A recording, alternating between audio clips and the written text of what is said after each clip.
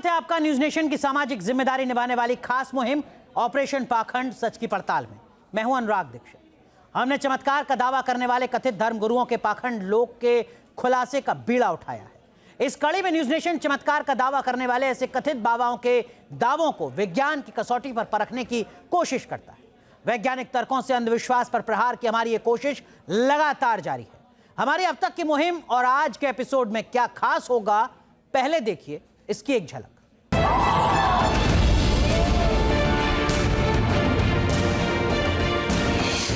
फर्जी बाबाओं का स्वांग एक एक कर हुए बेनकाब।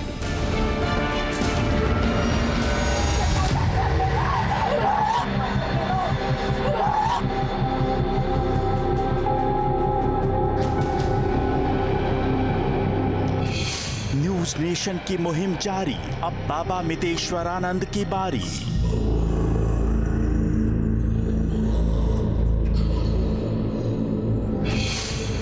एक से बढ़कर एक दावा, क्या पाखंड का कर रहे दिखावा।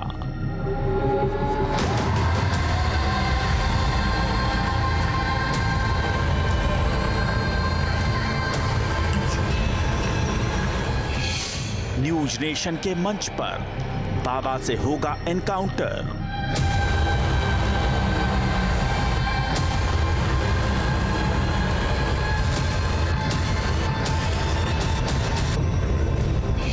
होगी उनके दावों की पड़ताल, क्या बाबा दिखा पाएंगे कमाल। पाखंड के खिलाफ मुहिम में हम आज बात करेंगे एक ऐसे बाबा की जो प्रेत बाधा से छुटकारा दिलाने का दावा करते हैं। बाबा का दावा है कि वो तंत्र मंत्र से अपने दरबार में आने वाले भक्तों की समस्या का निवारण करते हैं। बाबा हर शनिवार दरबार लगाते हैं और उनका दावा है कि उन्हें मां बगलामुखी का आशीर्वाद प्राप्त है। आखिर कौन है ये बाबा और कैसे वो लोगों को नकारात्मक शक्तियों से मुक्ति दिलाते हैं, देखिए इस रिपोर्ट में।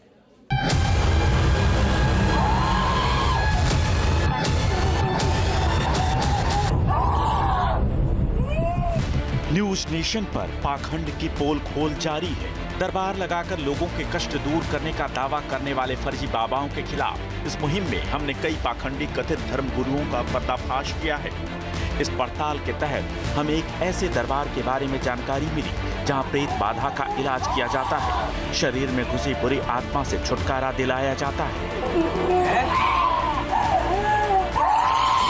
कथित दिव्य शक्तियों वाले इस दरबार में हर कष्ट के निवारण का दावा है और जो कथित बाबा ये दरबार लगाते हैं उनका पूरा नाम है बाबा मितेश्वरानंद कोलाचार्य। वो दिल्ली के शाहदरा के रहने वाले हैं और पिछले 3 साल से शाहदरा में ही मां कामाख्या कामेश्वरी दरबार लगा रहे हैं। खुद को मां बगलामुखी का भक्त बताते हैं।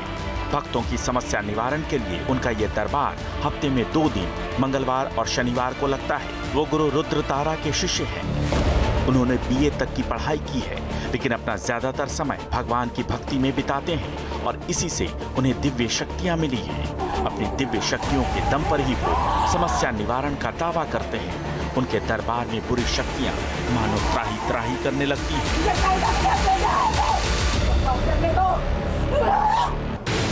सवाल ये है कि ये सब वो करते कैसे हैं? आखिर कैसे वो लोगों की समस्या जान लेते हैं और फिर उनका निवारण कर देते हैं? कैसे वो बुरी शक्तियों का शमन करते हैं? तो इसका जवाब है कुलदेवता। बाबा मितेश्वरानंद कोलाचार्य का दावा है कि उनके सपने में घोड़े पर सवार होकर उनके कुलदेवता आते हैं और फिर कुलदेवता ही समस्या और समाधान दोनों बता देते हैं।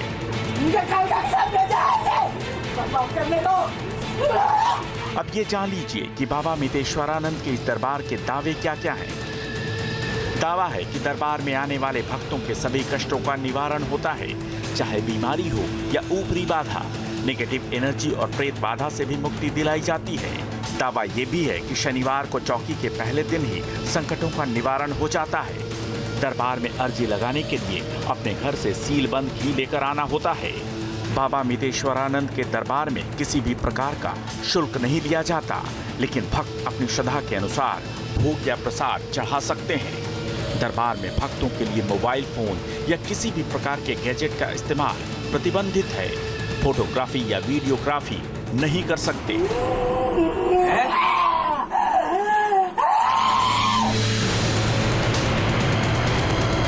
बाबा बाबा मितेश्वरानंद का दावा है कि वो खास मारण तंत्र विद्या भी जानते हैं। उनका दावा है कि ये एक ऐसी विद्या है जिसके जरिए किसी के भी शरीर में परेशानी पैदा की जा सकती है। सवाल है कि क्या उनके दावे सही हैं? इसकी सच्चाई परखने के लिए न्यूज नेशन ने अपने मंच पर बाबा मितेश्वरानंद कोलाचार्य को आमंत्रित किया है। उनके दावों को तर्क और विज्ञान की कसौटी पर परखने के लिए हमने धर्मगुरुओं और मेडिकल सोशल एक्टिविस्ट को भी आमंत्रित किया है। क्या बाबा मितेश्वरानंद कोलाचार्य आज न्यूज नेशन के मंच पर अपने दावों को साबित कर पाएंगे? तो हमारे साथ जुड़ चुके हैं बहुत ही खास मेहमान मितेश्वरानंद कोलाचार्य जी। आचार्य जी, बहुत बहुत स्वागत है आपका। आपकी बहुत सारी वीडियोस लगातार सोशल मीडिया में वायरल हो रही हैं। थोड़ा अपने बारे में बताइए, कब से आप इस विद्या से जुड़े हुए हैं, कब से आप ये तमाम जानकारी अपने भक्तों तक पहुंचा रहे हैं? ये जो है कहते हैं शादरा में लगता है और इसको जो है हमें कहते हैं कम से कम 3 साल हो गए इसको कहते लगाते हुए। तो 3 साल पहले अचानक कुछ हुआ आपके साथ कि आपको लगा कि आपके अंदर कुछ दैवीय शक्ति हैं, कुछ चमत्कारिक शक्ति हैं, या उससे पहले से आपको ये अनुभूति होती थी? नहीं, दरअसल में क्या है असल ज़िंदगी में कि कहते हैं पहले तो कहते हैं हमने अपनी पढ़ाई कंप्लीट करी। पढ़ाई कंप्लीट करने के बाद फिर हमारे घर के जो देवता थे वो हम पे आने चालू हो गए थे। तो उसके बाद फिर कहते हैं देवता की कहते हैं आए जब, तो धीरे धीरे फिर कहते हैं भक्ति मार्ग से हम जुड़े आगे चल के। आपके जो कुल देवता हैं वो आपके ऊपर आने लगे, आपने बताया। क्या होता था, क्या महसूस होता था जब आपके कुल देवता आपके ऊपर आते थे? तो देखिए, जब कहते घर में कोई भी तरह की किसी भी तरह की कोई परेशानी होती थी तो हमारे घर के कुल देवता जो है आके जो है हमें कहता बताते थे कि कहते इस तरह की समस्या है, या उनका कहते किसी भी तरह का कहते कोई भी कहते हमसे कोई भूल चूक हो जाती थी पूजा वूजा में, तो वो बताते थे। तो धीरे धीरे फिर इसी लाइन में हम क्या बोलते हैं भक्ति लाइन में थोड़ा आगे बढ़े। फिर कहते हमने कहते हैं उनकी कृपा प्राप्त करी और फिर उसके बाद कहते हमने गुरु का आश्रय लेके जो है माँ 10वां विद्याओं के मार्ग पे चले। तो आचार्य जी, आपको सपने में आपके कुल देवता आ जाते थे जो बता देते थे कि इस तरीके की दिक्कत कोई होने वाली है, सावधान हो जाओ? कैसे आपको बताते थे कुल देवता किसी खतरे के बारे में? जैसे कि मान लीजिए किसी भी तरह का कहते हैं, मान लीजिए कोई समस्या आ रही है घर के ऊपर आ रही है, या मान लीजिए किसी भी तरह का कहते हैं हमारे परिवार कहते हैं हमारे परिवार के ऊपर कोई समस्या आती थी, वो हमें सपन के माध्यम से कहते हैं आगाह करके जाते थे। तो अमूमन सपने में कोई आकर अगर बताता है तो कोई स्वरूप होता है, वो जो स्वरूप है वो किस तरीके का था? मतलब आपके दादा, परदादा, दादी, परदादी, कौन कोई चेहरा जो आता है सपने में और बताता है आपको? उनका स्वरूप ये था जैसे कि कहते हैं हमारे जो कुल देवता थे वो घोड़े पे कहते हैं सवार होते थे और उन्होंने पगड़ी पहन रखी होती थी, कुर्ता पजामा, छड़ी उनके हाथ में होती है। तो इस स्वरूप में वो हमको दिखते हैं। आपकी अलग अलग मैं वीडियोस देख रहा था जिसमें आप अपने भक्तों को अलग अलग जानकारी दे रहे हैं। जैसे आपने बताया मरण तंत्र विद्या के बारे में। आचार्य जी, ये क्या होती है मरण तंत्र विद्या? देखिए, ये जो कहते हैं गुरु के द्वारा कहते हैं कुछ कहते हैं शिष्यों को जो कि बताई जाती हैं ये विद्याएं, ये वही विद्याएं हैं। हमारे गुरु ने इसके बारे में जितना हमें बताया उतना हमने उनके बारे में हमने बताया मीडिया में, सोशल मीडिया में। लेकिन दरअसल में क्या, इस विद्या का पूर्ण ज्ञान हमने सोशल मीडिया में नहीं दिया क्योंकि हमारे गुरु का आदेश नहीं था। लेकिन जितना आपने बताया एक बार दोबारा बताना चाहेंगे आप? मतलब मुझे जिज्ञासा है किस तरीके की विद्या होती है? ये देखिए, ये कहते हैं असल जिंदगी में क्या है, ये मारण क्रिया जो विद्या होती है ये किसी भी कोई किसी को परेशान करता है तब इस विद्या का यूज़ किया जाता है। असल ज़िंदगी में क्या है, अगर आप भक्ति मार्ग से जुड़े हुए हैं तो गुरु क्या है इस चीज़ों का वचन ले लेता है कि आप इस विद्या को कहते हैं किसी को नहीं बताएंगे, क्योंकि ये विद्या जो है हमारे से ज़्यादा कहते हैं दूसरों के लिए घातक हो सकती है और खुद हमारे लिए भी ये घातक है। क्योंकि कभी भी हम किसी विद्या को अगर हम करते हैं और उसमें अगर कोई चूक हो जाती है तो उसका दंड हमें भी भोगना पड़ता है। वो हमें भी उसी तरीके से घातक दे सकती है जिस तरीके से सामने वाले को दी। बिल्कुल, लेकिन इस विद्या से होता क्या है? इस विद्या से जैसे कहते हैं मान लीजिए किसी के लिए आप कहते हैं ये विद्या कर रहे हैं, आप किसी के नाम से अगर मान लीजिए कोई विद्या कर रहे हैं तो उसके कहते हैं शरीर के अंदर कुछ परेशानी उत्पन्न हो जाती है। जैसे कि जिसको काफ़ी टाइम से कहते हैं परेशानी हो रही हो, रैसिस हो रहा है उसके शरीर पे, ठीक है। और जैसे मान लीजिए कहते हैं उसको कहते हैं कोई ऐसी बीमारी जो कहते हैं उसको कहते हैं काफ़ी टाइम तक कहते हैं बेड रेस्ट पे दे दे, उसको बोलते हैं। बस ये उसके अंदर ये नहीं है कि कहते हैं मारण क्रिया के अंदर कि मार ही दोगे आप। आज तक कहते हैं विधाता के अलावा कोई किसी को नहीं मारता। मतलब आचार्य जी, इसको ऐसे समझें कि अगर कोई मारण तंत्र विद्या का इस्तेमाल कर रहा है तो सामने वाले को पैरालिसिस हो सकता है, लकवा मर सकता है, वो कोमा में जा सकता है, या कोई कैंसर जैसी लाइलाज बीमारी उसको हो सकती है? नहीं, ऐसा नहीं है कि कैंसर हो जाएगा उसको या फिर उसको कहते हैं लकवा लग जाएगा। पर यह है कि हाँ, उसका इतना हो सकता है कि वो कहते हैं अपने घर में जैसे कहते हैं परेशानी हो जाएंगी, उसका कहता है वातावरण थोड़ा सा चेंज हो जाएगा, ठीक है, और बोलना चलने का उसका ढंग थोड़ा चेंज हो जाएगा। और इसके साथ साथ उसको कुछ ऐसी बीमारी होती है, इसका एक टाइम पीरियड होता है कि मान लीजिए ये 6 महीने के लिए करना है, साल भर के लिए करना है, तो उसके ऊपर डिपेंड करता है कि जिस समय तक किया उस समय तक उसके घर में थोड़ी सी परेशानी उसके साथ रहती है। बाकी ऐसा नहीं है कि लाइफ टाइम तक कोई तंत्र होता है। ठीक है, मतलब हम ये अवधि तय कर सकते हैं कि हमें अपने शत्रु को कितने वक्त के लिए परेशान करना है, 1 महीना, 3 महीना, 6 महीना, जो भी अवधि हम तय कर रहे हैं तब तक उस विद्या का असर रहेगा। आपकी एक और वीडियो में देख रहा था आचार्य जी, जिसमें आपने बताया कि भूत का साया कैसे जाने। क्या वाकई हम जान सकते हैं कि भूत का साया है या नहीं है, भूत होते हैं या नहीं होते हैं, और कैसे आप जान पाते हैं कोई शख्स आपके पास आता है तो कि इस पर भूत का साया है या नहीं है? असल जी देखिए, सीधी बात तो ये है कि कहते हैं भूत का साया तो ये है कि जिस तरह कहते हैं हवा नहीं दिखती, ठीक है, उस तरीके से इस संसार में चल बहुत सी शक्तियाँ जो नहीं दिखती, ठीक है। तो ये है कि कहते हैं हम ये नहीं कहेंगे कि कहते हैं ये चीज़ें होती नहीं। देखो भगवान है, जिसका भगवान पे विश्वास है तो ये भी चीज़ें होती हैं, ठीक है। अब नवरात्रे चल रहे हैं, नवरात्रों में देखा अपने माना भगवती ने कहते हैं असुरों का वध किया था, तो असुर शक्तियाँ जो होती थी आज के टाइम में, जो असुर शक्तियाँ होती थी आज के टाइम में, यही शक्तियाँ कहते हैं जो है कहते हैं सामने वाले को परेशान करती है, जैसे भूत हो गए, प्रेत हो गए। नहीं, मैं आचार्य जी जानना चाह रहा हूँ कि आपके पास अगर कोई भक्त आता है, फरियादी आता है, तो आप कैसे जान पाते हैं कि इसके ऊपर भूत का साया है या नहीं? उसके लिए देखिए असल ज़िंदगी में क्या है कि हमारी जो है ना इष्ट हमें बताती है कि ये इस परेशान, जैसे मान लीजिए किसी के ऊपर भूत का साया है तो हमारी इष्ट बता देती है कि ये भूत का साया है और कुछ नहीं। अगर उसको कहते हैं मेडिकल परेशानी है, डॉक्टरी इलाज करवाना है उसको, और अगर हमारी देवी बोल रही है कि इसके ऊपर कुछ भी नहीं है, ड्रामा कर रहा है ये, और कहते हैं साई को थोड़ा सा कहते हैं परेशान है ये, ठीक है, तो हम उसको बोल देते हैं जाके अपना हॉस्पिटल इलाज करवाओ। अच्छा, और कुछ ऐसे भी मरीज होते हैं आपके हिसाब से जिनको अस्पताल में जाने की जरूरत नहीं होती, जिनको आप ही ठीक कर सकते हैं? नहीं, ऐसा हमने कभी भी दावा नहीं किया। असल ज़िंदगी में क्या है, देखिए दवा और दुआ दोनों काम करती है, ये तो आप मानते हो ना। ठीक है, आपकी एक वीडियो थी जिसमें आप बता रहे हैं एक महिला को कि एक शख्स पर 3 भूत हैं। क्या ऐसा भी हो सकता है कि किसी एक शख्स पर 1, 2, 3, 4 काफ़ी ज़्यादा भूत हों?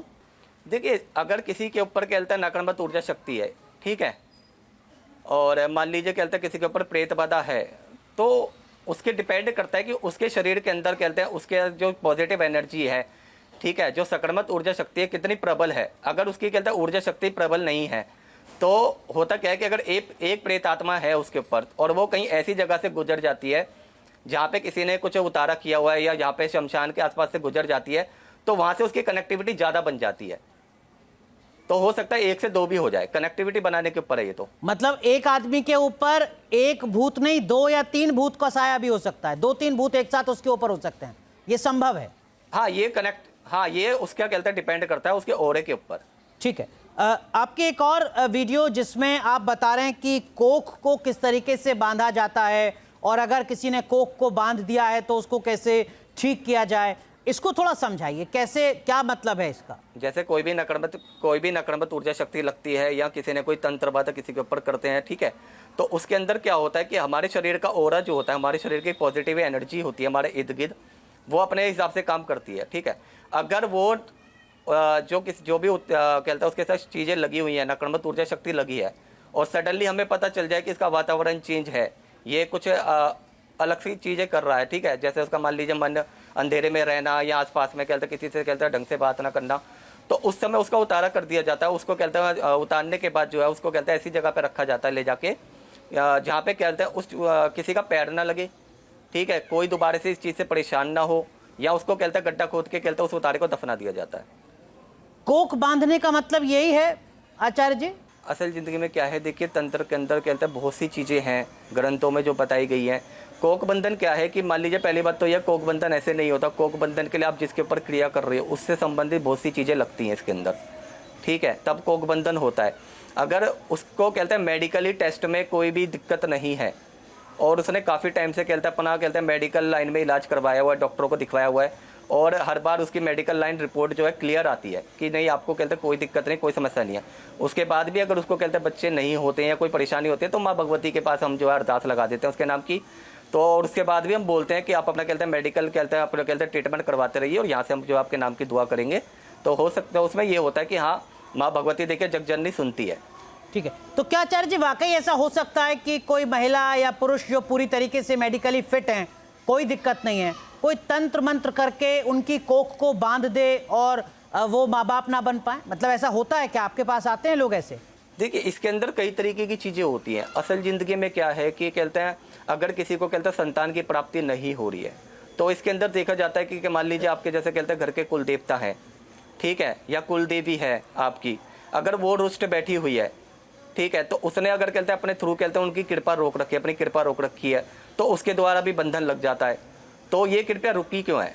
तो इससे हम बताते हैं कि कहता है आपने कहते अपने कुल देवता की कहते पूजा नहीं दी है या कुल देवी की पूजा नहीं की है, इस वजह से आपकी रोक लगी हुई है। तो अगर वो कहता आप ये कर लेंगे जाके, कहते देखिए सीधी बात तो ये है कि आपको कहते हैं अपने कुल देवता कुल देवी हो गई या अपने घर की कहते हैं जो देवियाँ हो गई, उनको पूजना जरूरी होता है। बाहर की शक्तियों को कहते हैं बाद में पूजो, पहले अपने घर की शक्तियों को। ठीक बात। हमारा तो यही रहता है कि पहले अपने घर की शक्तियों पर जाके अरदास लगाओ, हो सकता है तुम्हारा कहते हैं वहां से कहते हैं कुछ। क्या कोई तंत्र मंत्र के जरिए भी ऐसा कर सकता है अपने शत्रु के साथ कि उसकी कोख बंध जाए, उसको गर्भधारण ना हो? देखिए, करने के लिए तो कर सकते हैं, हम इस बात को नहीं कहते कि नहीं कर सकते। एक से आज के टाइम में कहते हैं इतने बैठे हुए हैं जो कहते हैं जो ये काम करते हैं असल जिंदगी में, और वो चंद पैसों के लिए ये काम करते हैं। तो आपके पास आते हैं ऐसे लोग खुद को ठीक कराने के लिए? हाँ, आते हैं हमारे पास। असल ज़िंदगी में क्या, अगर उसके ऊपर तंत्र है, ठीक है, तो हम उनको बता देते हैं बेटा तुम्हारे ऊपर तंत्र किया गया है और ये इस तरीके से किया है और आप ये कर लो जाके। अगर उसकी कुलदेवता या कुलदेवी की या उनके घर के कोई देवी देवता की कमी के वजह से कमी निकलती है तो हमको वो बता देते हैं। आपको कैसे पता चलता है आचार्य जी कि इस महिला को ये समस्या है? किसी ने तंत्र कराया है या इनके कुलदेवी या कुलदेवता नाराज हैं? आप कैसे जान पाते हैं? तो सबसे पहले अगर ऐसा कोई केस आता है ना, हम उनसे बोलते हैं अपने रिपोर्टें लेके आओ। अगर उनकी रिपोर्टें क्लियर हैं, हम देख लेते हैं उनकी रिपोर्टें क्लियर हैं, तो उसके बाद फिर हम अपनी इष्ट पे अरदास लगाते हैं। तो अगर हमारी इष्ट बोलती है कि भाई जाके कहते हैं इनके कुलदेवता कहते हैं नाराज है और वहाँ पे इनका कहते हैं भोग प्रसाद चढ़वा दो, सब कुछ सही हो जाएगा, तो हम अपनी देवी पे कहते हैं नारियल चुन्नी की अरदास लगवा के उनको आदेश दे देते हैं कि जाके अपने देवता पूछ के आओ। लगभग कितने भक्त आ जाते हैं आपके पास रोज इस तरीके की समस्या लेकर? और हम आचार्य जी, ये नहीं कहते हैं कि आप नहीं, इस तरह की समस्या तो नहीं लेके आते हैं। कोक बंधन ऐसा नहीं है कि कहते हैं हमने कहते हैं कोक बंधन ओवरऑल कितने भक्त जो आ होते जाते हैं हैं? कहते हैं परेशान होते हैं, मान लीजिए कहते हैं काफी टाइम हो जाता है जिनको कहते हैं नहीं, अलग अलग समस्याओं को लेकर कुल भक्त लगभग मान के कितने आ चलिए जाते हैं? मंगल शनिवार को आ जाते हैं 100। मंगल और शनिवार को 100 भक्त लगभग पहुंचते हैं। अलग अलग समस्याओं को मंगल और शनिवार दोनों दिन लगभग 100 भक्त पहुंचते हैं आपके हाँ, पास। टोटल यानी एक महीने में लगभग 400 मतलब भक्त ऐसा नहीं होता पहुंचते कि हैं 100 ही, ठीक बात है। ऐसा नहीं होता कि एक औसत है, एक अनुपात है कि हर महीने लगभग 400 नहीं, से ऐसा 500 नहीं भी हो है, सकते हैं, ऐसा 300 नहीं भी है हो कि सकते हैं, कहते हाँ 50 भी हो सकते हैं, 50 भी हो सकते हैं। ठीक है, हमारे साथ एक और खास पैनल जुड़ और रहा है 5 भी आचार्य हो जी। हमारे सकते साथ डॉक्टर नरेश चावला हैं, आप मेडिको हाँ, सोशल हाँ, एक्टिविस्ट हैं। हमारे साथ स्वामी दयानंद पाताल बाबा हैं और हमारे साथ पंडित महेश मिश्रा हैं, हिंदू धर्म गुरु। आप तीनों का भी बहुत बहुत स्वागत है। पाताल बाबा, आपने सुना मितेश्वरानंद कोलाचार्य को, कितना दम आपको नजर आया आचार्य जी की बातों में? हमें तो एकदम नजर नहीं आया जैसे ये बोलते हैं। क्यों नजर नहीं आया आपको? इसलिए नजर आया कि कुल देवता सभी के हैं, आपके हैं, हमारे हैं। सभी जिस कुल में पैदा होते हैं तो हमारे पितृ जो है देवता हो जाते हैं और कुल देवता सेव करते हैं। ये तो पहली बार मैं सुना कि कुल देवता आकर के और इनको बताते हैं कि इसमें ये है, इसमें वो है, इसमें डाकनी है। क्यों ऐसा नहीं हो सकता? कुल देवता नहीं आ सकते सपने में? नहीं, क्यों? वो तो बता रहे हैं कि घोड़े पर आते हैं, पगड़ी पहने हुए होते हैं। हाँ, घोड़े पर आते होंगे, इनको पगड़ी पहनते हो क्योंकि पाखंड करना है ना जी। ये सनातन धर्म में ये घोड़े पर आते हैं, पता नहीं हाथी पर चढ़ के आते हैं। हमको देखिए असल जिंदगी में क्या ये बस आप सुन लीजिए हमारा तो आई कौलाचार है। पूछिए कि कैसे कौलाचार बने, इनका गुरु कौन है और कौलाचार अब इंडिया में कितने हैं। अगर मैं अभी बता देता हूँ कि इंडिया में कितने कौलाचार हैं। नहीं, इनसे पूछ लेते हैं, आपने चुनौती दी है, वो चुनौती स्वीकार हाँ, करेंगे। कौलाचार मितेश्वरानंद कोलाचार्य जी जरा बता दीजिए कोलाचार्य का मतलब क्या होता है? बहुत सारे दर्शक ऐसे होंगे जो थोड़ा कंफ्यूज होंगे कि अब तक तो हम आचार्य सुनते थे, ये कोलाचार्य कौन है, क्या प्रक्रिया होती है, कैसे आपको ये पदवी मिली है, थोड़ा बता दीजिए। कौन आपके गुरु हैं? श्री गुरु रुद्रतारा जी। ठीक है, पाताल बाबा बता रहे हैं, वो तो आप बेवजह सवाल खड़ा कर रहे हैं। मैं बेवजह नहीं करता हूँ। विराट, खुराट, सम्राट, कौलाचार, तब अवधूत, ये चौथा पदवी है। जैसे लेफ्टिनेंट, कैप्टन, मेजर, कर्नल और ब्रिगेडियर, ये ऐसा पद होता है। तो वो बता तो रहे हैं कि उनके गुरु ने उनको ये पदवी दी कौन है। गुरु है पूछिए ना। नाम बताया उन्होंने गुरु जी का? क्या नाम बताया? एक बार दोबारा रिपीट कर दीजिए जरा आचार्य जी। उनको तो सब कौलाचार को तो इंडिया में सभी जानते हैं। कौलाचार सुन लीजिए मितेश्वरानंद जी, एक बार दोबारा जरा अपने गुरु का नाम गुरु बता रुद्र दीजिए। तारा जी। हाँ, कौन तारा जी? गुरु रुद्र तारा जी। रुद्र तारा जी, गुरु रुद्र तारा जी। नहीं, गुरु कोई रुद्र तारा जो है ना, रुद्र तारा जी। रुद्र तारा कोई कौलाचार नहीं हुआ है। आप कह रहे हैं कि भ्रम फैला रहे हैं ये? हाँ एकदम। ऐसा है तो नहीं, ऐसा तो है नहीं कि आज आपको तक जानकारी किसी का ने- अभाव हो। अब किसी ने नहीं नाम सुना, मैं तो कह रहा हूँ किसी ने रुद्र तारा नाम हो सकता है, लेकिन कौलाचार नहीं थे। क्योंकि हम लोग में बड़ा पद, ये नाथों का पद भी है जो ये बोल रहे हैं ना, विराट, खुराट, सम्राट, कौलाचार, अवधूत, ये पचवा तो आप कह रहे हैं ऐसे कोई गुरु है ही नहीं कोलाचार्य में नहीं, जिन्होंने इनको इतना उपाधि के- दी है? हम नाथों के सबसे बड़े ठीक हैं, है। हमारे से बड़ा नाथ में भी कोई नहीं है। ठीक है। देख, असल जिंदगी में क्या आपने किसी को भी नहीं बोला कि आप अपने आप आइए। हम तो सीधी बात बोलते हैं, आप जाके कहते हैं वहाँ पे अरदास लगाइए। आप कैसे कौलाचार बन गए भैया? आप मंत्र तो बताइए। कब से न्यू स्टेशन के लोग, और हम भी कुछ अगर नहीं जानते हो तो आपसे सीखेंगे। यहाँ पर जो पैनलिस्ट हैं उनके जहन में ये लगता है कि आप या तो भ्रम में हैं या आप सनातन के नाम पर लोगों को गुमराह कर रहे हैं।